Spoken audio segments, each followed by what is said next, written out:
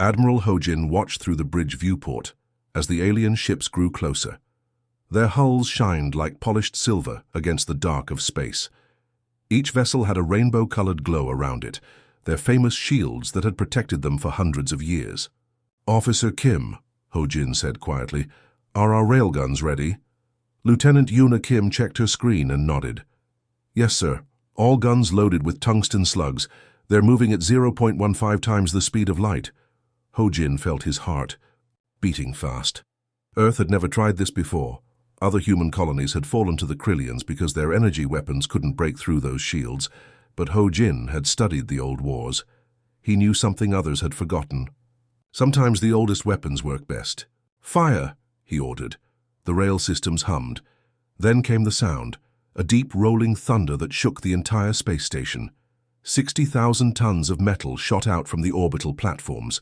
The tungsten slugs moved at 50,000 kilometers per second, faster than anything the Krillians had ever seen. Yuna watched her instruments. Impact in 3 seconds. The alien shields lit up brighter as the metal hit them. For a moment the shields held, then they started to flicker. The rainbow glow became unstable. Suddenly, the shields shattered like glass. 3 of the largest Krillian ships exploded.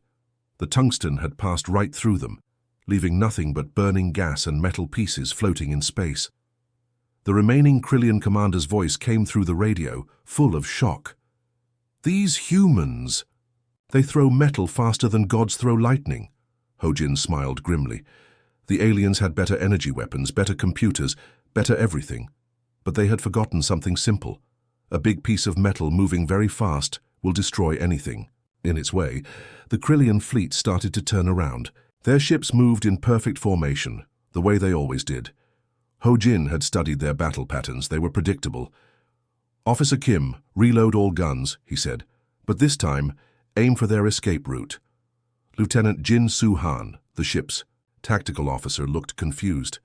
"Sir, they're already running." "They'll come back," Ho-Jin explained. "But first, let's make sure they remember this lesson." The second salvo fired. This time the tungsten slugs spread out, creating a wall of metal in the path the aliens would have to take to escape. 2 more Krillian ships ran into the barrier. They had no time to change course. When the explosion stopped, only half the alien fleet remained. They kept flying away as fast as they could. Yuna looked up from her station. "Sir, we're getting messages from other human colonies. They want to know how we did it." Ho-Jin sat back in his command chair. "Tell them we remembered something important. You don't need fancy shields when your enemy's bullets can't reach you. But if those bullets are heavy enough and fast enough, no shield in the universe can stop them." The bridge crew cheered. Earth had won its first victory against the Krillians. But Ho-Jin knew this was just the beginning. The aliens would adapt. They would study what happened here and find ways to defend against railguns. "Officer Kim," he said, "start working on the next plan. We caught them by surprise today. Next time they'll be ready." Yuna nodded. "What should we call this new fighting style, sir?" Ho-Jin looked out at the debris field that used to be enemy ships. "Call it the human way. We don't have the best technology. But we have something they don't." "What's that, sir?" "We're crazy enough to turn physics into a weapon." In the following days, news of the battle spread across the galaxy. The Krillians had been stopped by primitive humans who had somehow made metal move faster than light travels. Other alien races took notice. The humans, who everyone thought were weak, had just proven they were dangerous. Ho-Jin began writing his first notes about the battle. He didn't know it yet, but these notes would become the most important military document in the galaxy. Every race would study it. Every military academy would teach it. The Krillians had learned a hard lesson. Sometimes the simplest ideas are the most deadly. And humans, it seemed, were very good at simple, deadly ideas. Senior strategist Min Ho stared at the floating display showing the battle around Proxima Station. The human ships moved like angry bees, while the Krillian fleet held tight formations like a flock of birds. 2 months had passed since Admiral Ho-Jin's first victory, and the aliens had returned with better shields and new tactics. Captain Su-Jin stood in the command center, her calm voice cutting through the noise of battle. "Railgun batteries 7, Through 12, fire at asteroid cluster Alpha 7. Create debris field pattern Delta. Minho watched the tungsten slugs smash into the space rocks. The asteroids broke apart, creating a cloud of spinning stones between the human station and the alien fleet. But this wasn't random destruction. Batteries 1 through 6, Sujin continued. Prepare ricochet shots. Use the asteroid belt near Sector 5. Lieutenant Commander Tae-min looked puzzled. Sir, the enemy isn't near the asteroids. Sujin smiled. They will be. The human railguns fired again, but instead of aiming at the Krillian ships, they shot at large asteroids behind them. The tungsten slugs bounced off the rocks like pool balls, changing direction. 1, 2, 3 ricochets. The metal pieces came at the aliens from an impossible angle. The Krillian commander couldn't understand it. His ship's computers were built to predict straight shots from enemy guns. But these human weapons didn't shoot straight. They bounced off things, curved around obstacles, and hit from directions that made no sense. Minho touched the display, zooming in on one section of the battle. The humans were doing something even stranger now. Instead of shooting at the enemy ships directly, they were firing streams of tungsten at empty space. What are they doing now? Asked Lieutenant Yun-hee from her station. The answer came quickly. The concentrated streams of metal, moving at incredible speed, created tiny gravity wells in space. The heavy tungsten warped space-time just enough to bend the paths of nearby objects, including the Krillian ships. Their formation is breaking apart, reported Tactical Officer Wu Young with amazement. The perfectly organized alien fleet started to drift. Their ships, pulled by the artificial gravity, bumped into each other. The tight formation that had been their strength became a weakness as vessels collided and spun off course. Captain Sujin had turned the battlefield into a three-dimensional pool table. Every shot had a purpose. Every piece of debris became a tool. The humans weren't just fighting the aliens, they were reshaping space itself. The Krillian Admiral sent a message across all channels. These creatures, they're not just shooting. At us, they're sculpting the battlefield itself. Minho nodded approvingly. The human way of fighting was messy, unpredictable, and seemed crazy to any organized mind. But it worked. While aliens thought in terms of formations and predicted movements, humans treated war like art, constantly creating, destroying, and recreating. One Krillian ship, thrown off course by a gravity anomaly, crashed into a debris field. The rocks, placed there by human railguns 20 minutes earlier, tore through its hull. Another alien vessel, trying to dodge a ricochet shot, flew directly into the path of a different tungsten slug. The enemy is retreating, announced radar operator Chang Min. But Captain Sujin wasn't done. Batteries 7 and 8, fire a farewell salvo. Aim to miss, about 5 degrees off target. Lieutenant Commander Tae-min started to correct her, but Minho held up his hand. They should trust the captain's plan. The tungsten slugs flew past the retreating alien ships. For a moment it seemed like the humans had wasted ammunition.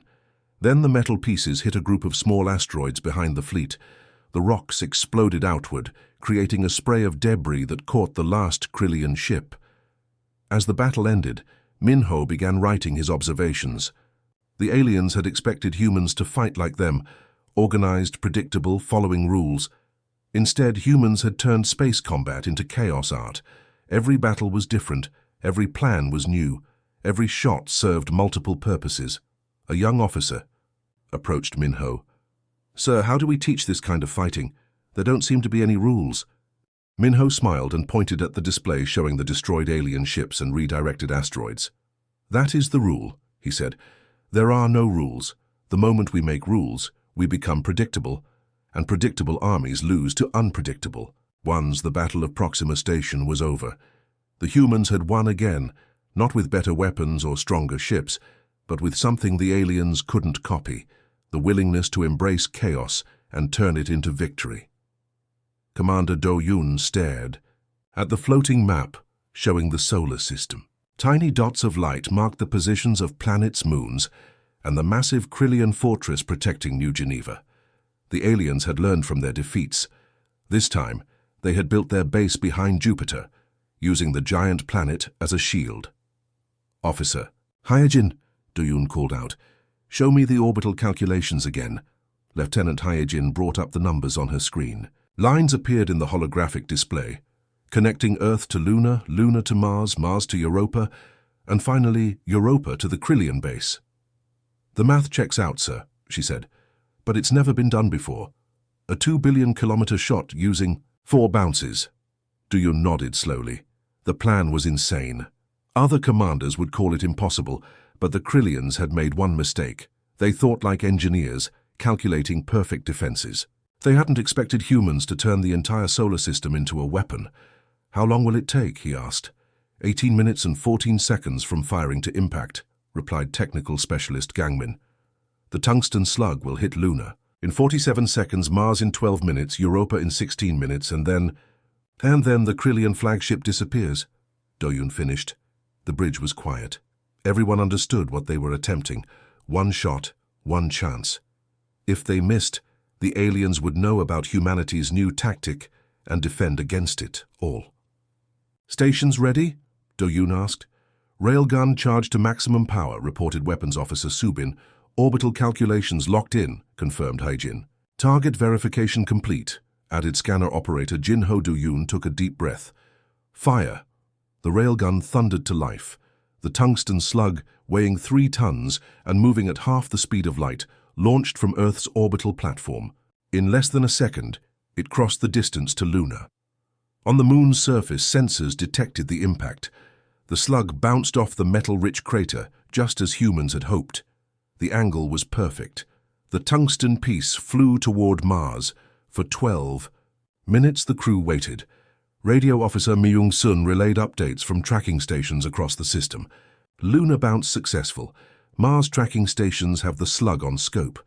The slug hit a specially prepared launch pad on Mars, bouncing again. This ricochet was trickier. Mars was moving, spinning, and the angle had to be exactly right. Mars... Bounce confirmed, reported Myung-sun. Trajectory holding true. 4 more minutes passed.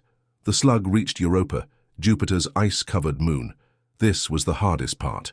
The gravity from Jupiter affected everything, pulling objects off course. But human engineers had calculated for this.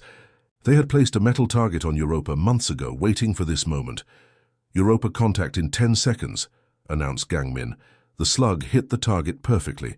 It bounced off at exactly the right angle, flying behind Jupiter toward the hidden Krillian base. 2 minutes to target, whispered Hyejin. The crew watched their screens. The Krillians had no idea what was coming. Their sensors showed empty space behind them. They thought they were safe. At exactly 18 minutes and 14 seconds after firing, the tungsten slug struck the Krillian flagship. The alien ship didn't explode. It simply vanished.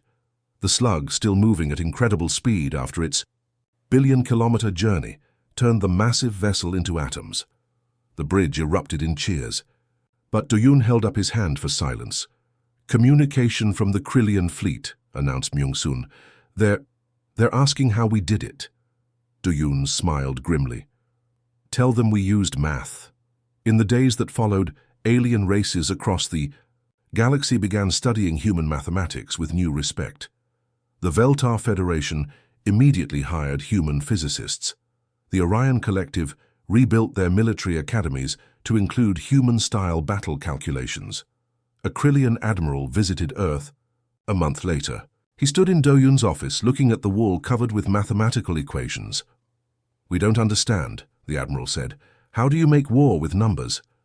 Doyoon pointed to the holographic display, still showing the ricocheting path of the fatal shot. Every planet has gravity, every moon has an orbit, every object in space follows rules. We just use those rules as weapons. The alien Admiral stared at the display. You turned our own solar system against us. We turned physics against you, Doyoon corrected. The solar system was just our tool.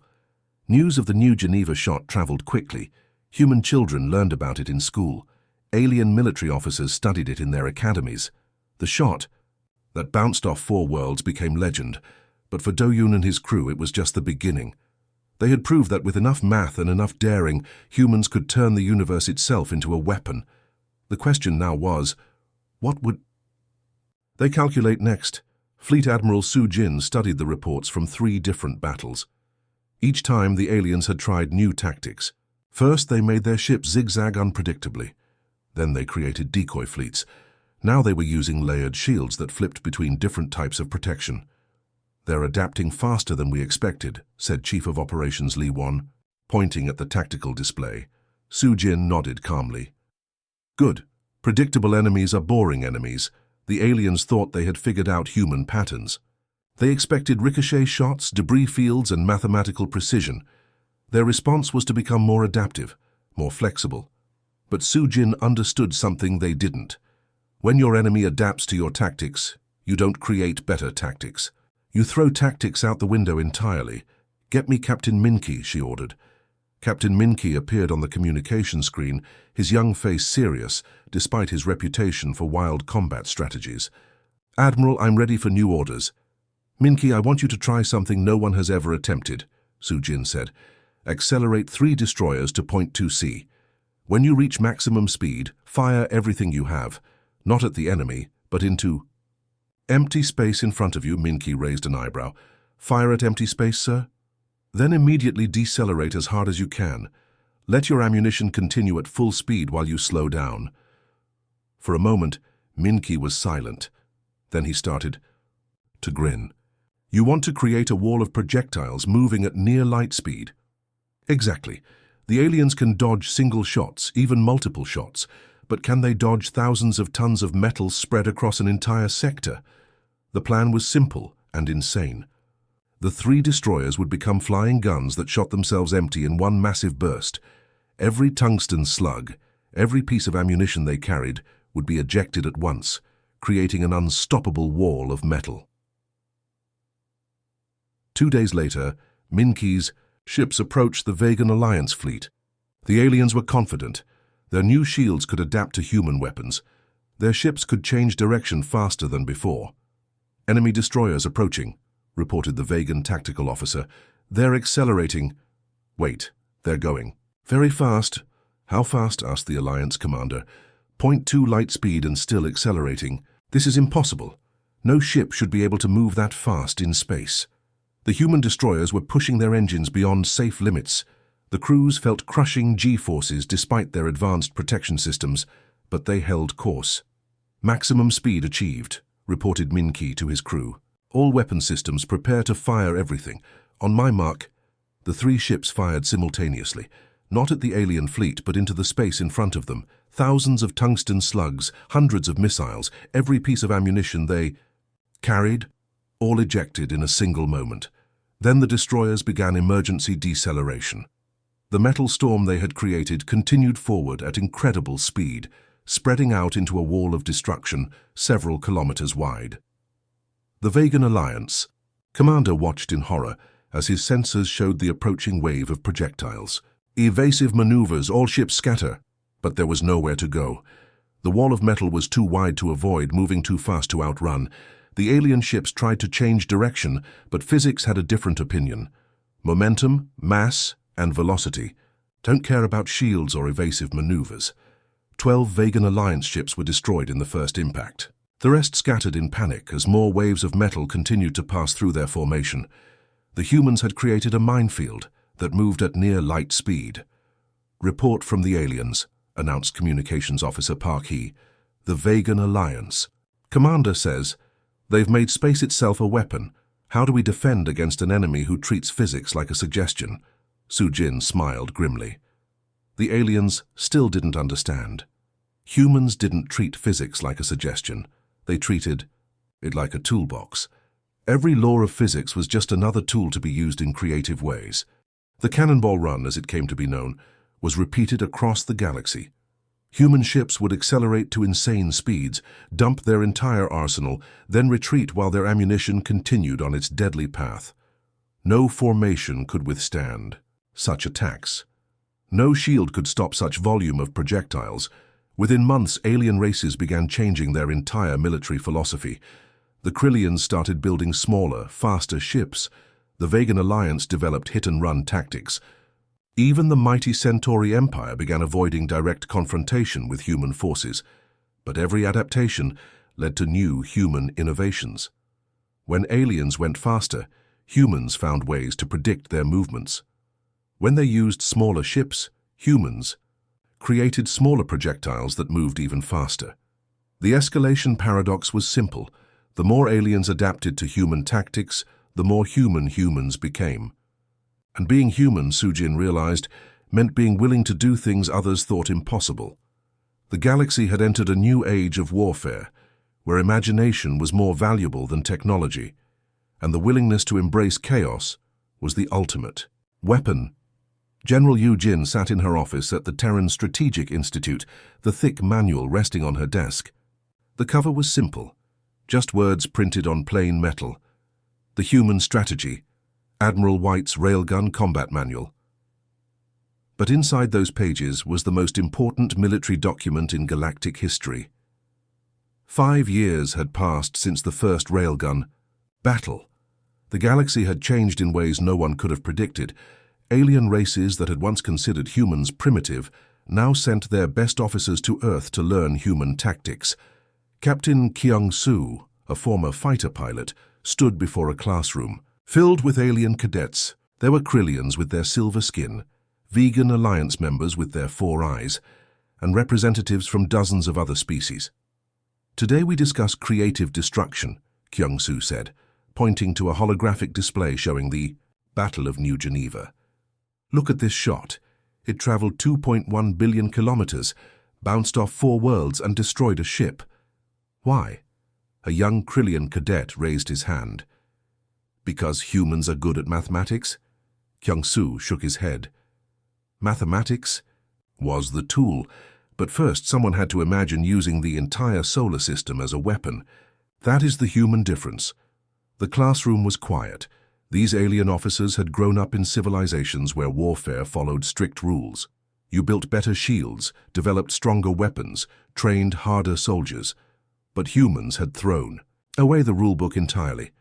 The key to understanding humans, Kyung-soo continued, is accepting that they view the universe as a toolbox. Everything, planets, stars, fundamental forces, is merely equipment waiting to be used. In his private quarters that night, the Krillian High Commander wrote in his personal log, "We thought we were superior because we had better technology. The humans taught us that true superiority comes from thinking differently. They don't just fight wars. They reinvent what warfare means entirely." The changes went beyond military tactics. Human ideas had spread throughout galactic civilization like ripples in a pond. The Centauri Empire had redesigned their ships based on human unpredictability principles. The Vegan Alliance created new battle formations that looked like chaos, but followed hidden patterns. Yu Jin walked through the Institute's halls, past classrooms where aliens learned about strategic chaos and physics as warfare. In one room, a human instructor taught Orion Collective officers how to ricochet energy beams off stellar phenomena. In another, a Krillian professor explained to human cadets why their ancestors had never thought to use gravity as a weapon. The most popular class was called Thinking Like Humans. Alien officers learned to approach problems from impossible angles, to see weapons in everyday objects, to treat the laws of physics as suggestions rather than limits. A young vegan student approached Yu Jin. "General, I don't understand something. Humans aren't the strongest or the smartest species in the galaxy. Why are you the ones who changed everything?" Yu Jin smiled. "That's exactly why. When you're not the strongest, you have to be the cleverest. When you don't have the best technology, you have to use what you have in ways no one expects."